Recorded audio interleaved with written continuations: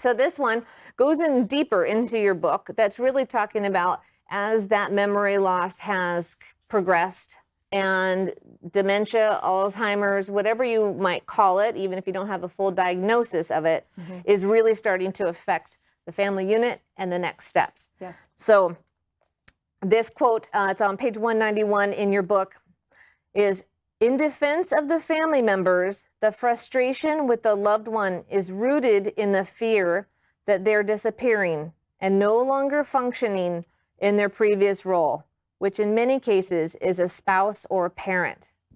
That just gets right to the core of it, really, on how that experience is now changed and that person is going to be different and how you're really going to have to navigate that. Yes. So with that, why don't you tell me a little bit about why you wrote the book?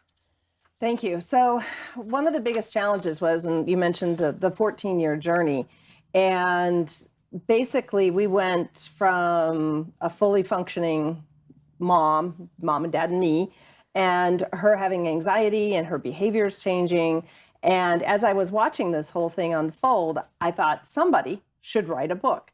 And it should not be just a book about here's my story and here's how I was a daughter and I did this and I did that, but instead to be rooted in fact and tips and guidance to say, here's what's coming, manage my expectations so that I would be able to be prepared emotionally, financially, personally, time-wise. What's your calendar look like when you're in this situation? So that really was the driver behind it. And so within the book, we go from, helping people understand the difference between Alzheimer's and dementia, and that Alzheimer's is a type of dementia, but dementia in and of itself has all similar symptoms and how it affects the brain, but it has cursory ones that also manifest themselves depending on if it's vascular dementia, for instance.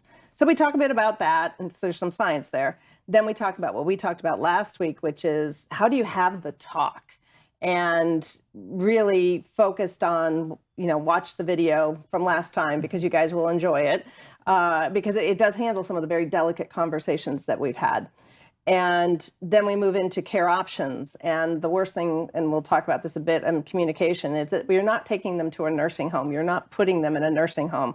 Nursing homes are for skilled nursing medical issues. So being able to use the right words is the key thing in this interaction. And then I talk about if you have a couple, two parents, and they need to move, then what's that situation look like? And then we move into communication, which is our topic today, building your care team, the emotional roller coaster, which is part of what we'll talk about, because it's woven into the entire story, and then when the end is near. So we cover all of those different topics and helping people understand, what does it feel like to go through this experience and how can you manage it? Because my goal is for people who are in this situation, family members, for them to not have regret, no guilt, and be able to look back on this experience and say, I did the best that I could for my loved one, and they had the best experience possible. And that, I will die a happy person if I can accomplish that. Right, right.